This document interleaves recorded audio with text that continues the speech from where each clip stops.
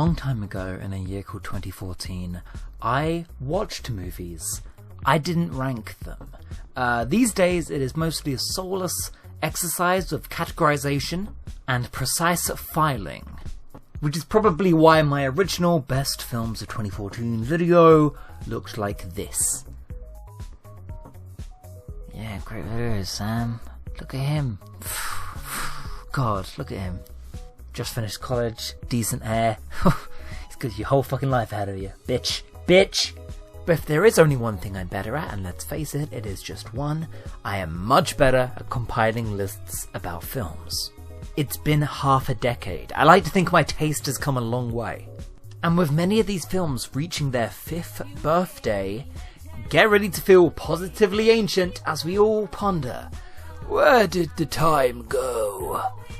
For the record, a lot of my favourite films of all time were technically released in 2014, but I go by UK release dates, so Big Hero 6, Birdman, Kingsman, Whiplash, not here. There's also Wild Tales, a Spanish film probably better than anything on this list, but I forgot it whilst writing the script, so whoops! Honourable mentions. Just missing the list is a little indie movie called Interstellar. Why isn't Interstellar higher, Sam? Because I've never been a Nolan bro. Don't get me wrong, he's got some belters under that belt, but his films are a bit too concrete and cold for me. Which is maybe why this transcendental, beautiful film is his best. The subversion of the cold, hard sci-fi is truly touching in a way that's usually out of this director's ballpark, but they stick their landing. The more 2001 abstract it gets, the better. But there's not quite enough of it for me. This level of human soulfulness is what sci-fi is for. And it is something else. What We Did in Our Holidays, on the other hand, is a seemingly light British comedy that I watched out of pure, pathetic devotion to the career of Dr. Dad figure David Tennant. It lolls at points, yeah, sure, it's easy like coasting of a movie, and could do with double Billy Connolly's presence, but it truly does dive into some deliciously dark humour. There are downright horrible situations this divorcing family are put into, but everyone is just so likeable that Rosamund Pike and David Tennant's dad beard absolutely steal the show. And it's on Netflix, go watch it. Would you have peace, or would you have war? I would have war.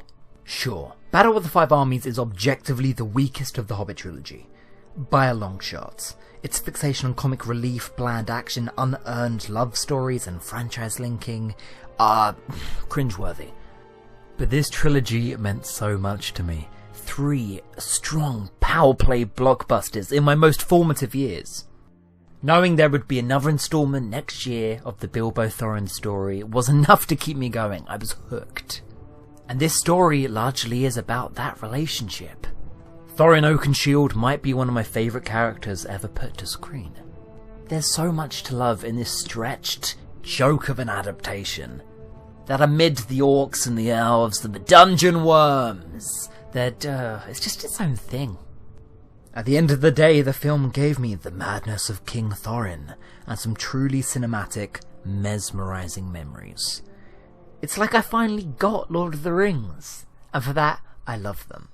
And whilst I'm being controversial, a friend and I went to go see Need for Speed on a whim this year. An ironic hate watch to hark back to the Wilderness Savage years, back in the old days when we would go see any old shit. Turns out the joke was on us, as this is actually a pretty sincere, high-stakes, high-speed romp. We went in expecting a Fast and Furious knockoff, and actually got a film out of it. A proper film. That's something the Fast and Furious series hasn't managed to produce yet. The races, the action, drama-based. Honestly, you've never seen so many stoic people driving on a mission.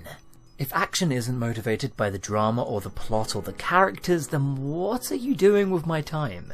I think it just really goes to show that the shit show schlock of the 90s and the early Bay thousands, that kind of action doesn't fly anymore.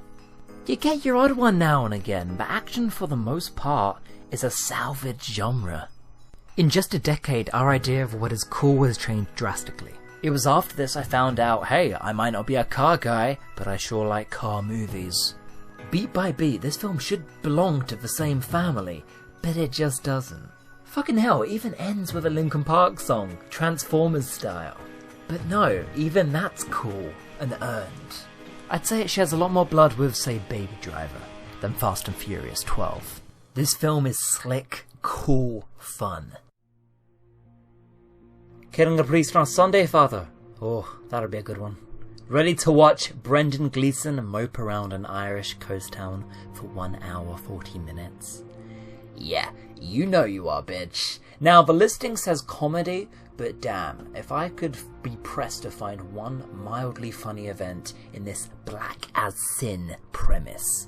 A script so good that I, a godless necro bastard, found myself immersed in this one good priest being tormented by his community. It's a godless world, and Brendan Gleeson is there to save us. Imagine Father Ted mixed with the bleakness of First Reformed. Oh shit, I nailed it. Add a little bit of like In Bruges wit, and you have this deeply unsettling Irish classic. Whew, onto the list. Took long enough. Number 10, The Purge, Anarchy. Now, the second Purge delivers on the brilliant dystopian premise of its predecessor, and does it so well that every entry in the series since has been copying its homework. Say what you like about the Purge series, hell, I might even agree with you, but the Warzone class divide was never done better than here. I like angry, outspoken political filmmaking, even if it's coming out of a studio like Blumhouse. Especially if it's coming out of a studio like Blumhouse. It's not remotely subtle, and it's not trying to be. Now, where some of the other films fail is, you want to tell a story like this, a social story, from the eyes of the street. You want to be down there, in the action. And this film, from beginning to end, is nothing but. There are some true, hard glimpses into the systemic soul of America in this. And these familiar types of scary work so well when it rings true of plausible reality. I am a very paranoid man. Number 9, BLUERUIN was the first movie I ever saw on Netflix.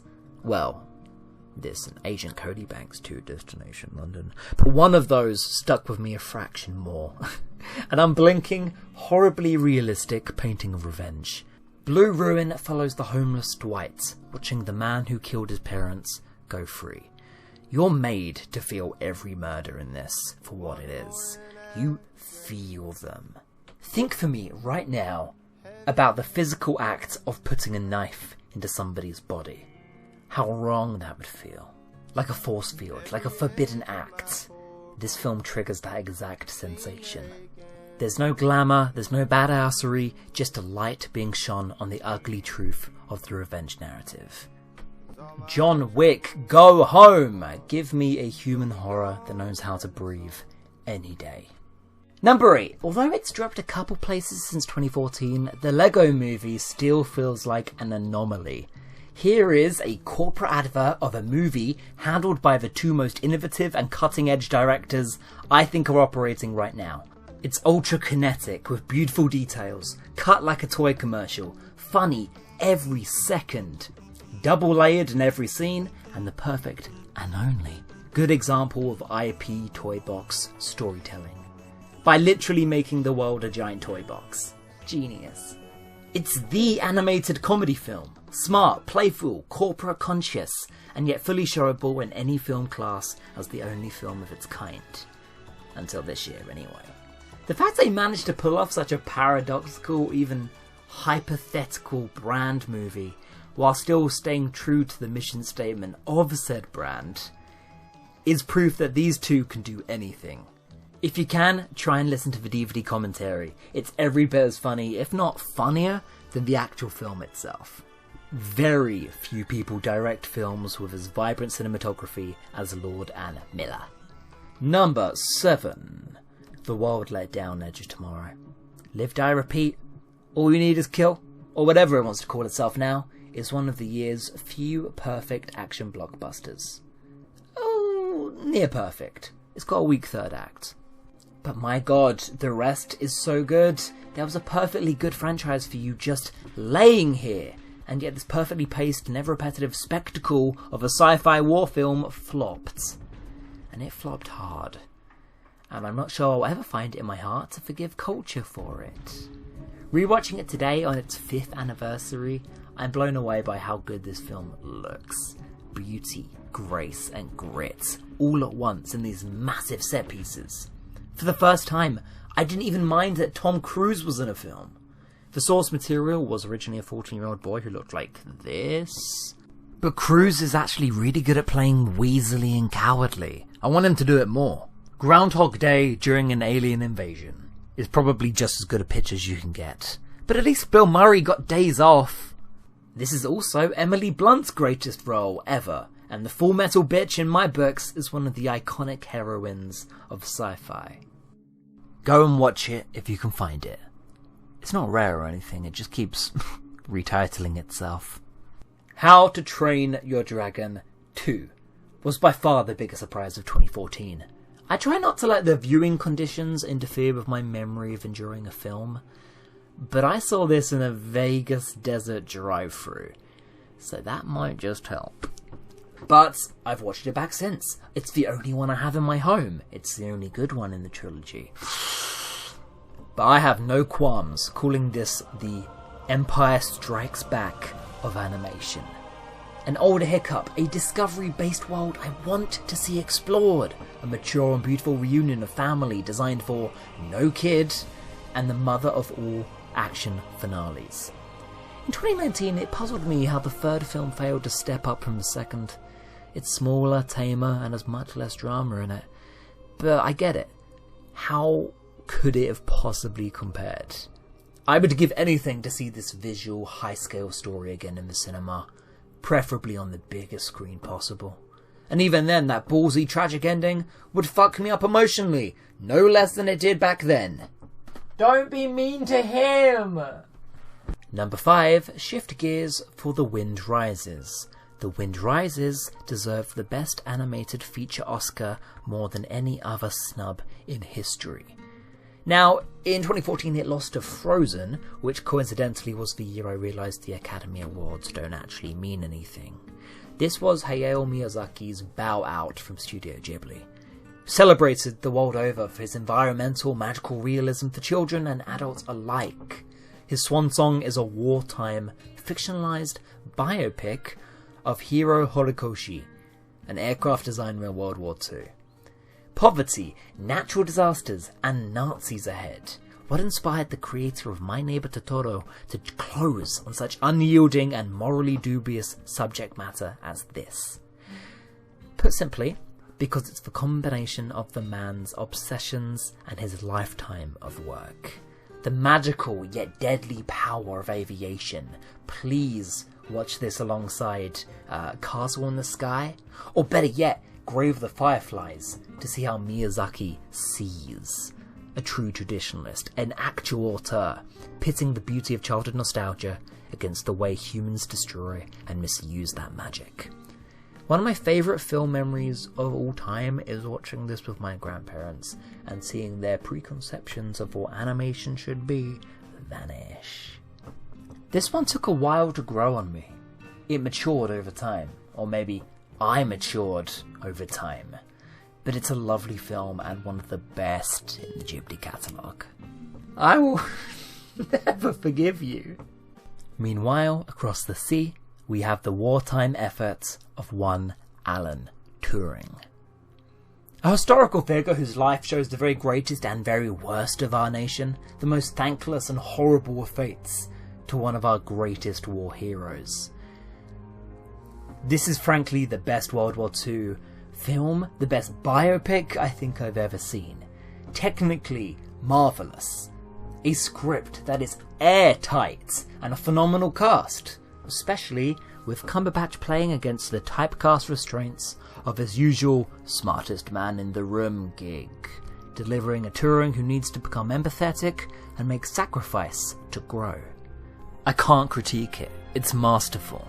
There's not a foot out of place. With his achievements only coming to light the year before, this film is genuinely important. And it handles that historical responsibility admirably. Films about individuals, and more so outcasts, doing the things nobody expected of them, will make me infinitely more proud of my country than the vast majority of war films out there. If you want to learn about writing, print off this screenplay. Number 3, Song of the Sea. This film is a mesmerizing, hypnotic lullaby, somehow converted into a film. I don't mean the plot or the contents, but the visuals, the lure of the soundtrack. I watched this unique thing in a trance. It's beautiful and solemn and so sad, but not even in an obvious way. The opening sentiment of this film reads, "The world is full of more weeping than you can understand." There's no film in the world with a tone like this. It's a story that tells us that grief and sorrow have a place in the childhood experience. It's an animated fairy tale that tells us we should make peace with it, as these emotions are here to stay throughout the rest of our lives. Really, this film goes there.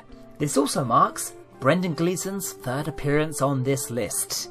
He was busy this year, the greatest actor alive, whose name I frequently forget.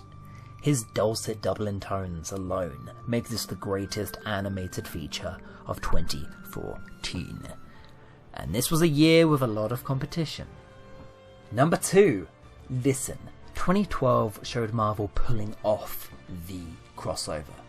2013 may have had the best MCU film to date. Iron Man 3, by the way. But 2014 was the year Marvel raised the bar. This is for 2 reasons. Number 1, the entry of the Russo Miracle Workers, showing what kinds of stories they can tell with these established pop culture icons. And reason 2 is Marvel finally gained a true auteur. James Gunn winning over the world with a tree and a raccoon. My god, I love that little guy. What amazes me that even in a post-Endgame world, these two still stand up as 2 of the best. The insane soundtracks, the knife choreography, characters with real vulnerability, the death of good guy Groot, every slick bit of dialogue that comes out of Steve Rogers' mouth. These 2 films elevated the genre in 2 completely different ways. They're near-perfect entries, ones that I've shown as solo independent films to non-MCU fans. People who don't know what a Hydra is, and they still loved it. Now, they're not completely perfect. Guardians has a dud villain, completely wasting Lee Pace, and Winter Soldier has a real non-specific political compass that actually makes the film infinitely less deep than some make out. But you know, that's still like strong 9 out of 10s. Number 1. The real number 1 for me might seem strange. It's the greatest meta sequel since Back to the Future 2. It's the funniest comedy since, well, the last one, 22 Jump Street. In 2012, you might have caught me saying something along the lines of, Americans can't do comedy. Whilst I understand the swamp of late 1000 shit I had to wade through, I'd like to personally smack myself in the face for this remark. There isn't one dead joke in this film. Not one. Instead, flipping the script on the first film and the very nature of comedy sequels. It's a dumb film, being smart and being self-aware. Highlights include the sexual tension final fight. No! What? No! What were you doing? What am I doing? Why did you try to kiss me? I didn't fucking try and kiss you! Yes, you did! Ooh, you're so weird! You're fucking Mr. and Mrs. Smithing me! Fucking genius. And the countless improvised lines by strange comedy titan Channing Tatum. I'm as surprised as you are. These films defy all odds. I wish that all these fake posters in the credits were real movies, because I would watch every single one of them. Thank you for watching. I made another long video, but that's fine, because it's still better than this. See you next time.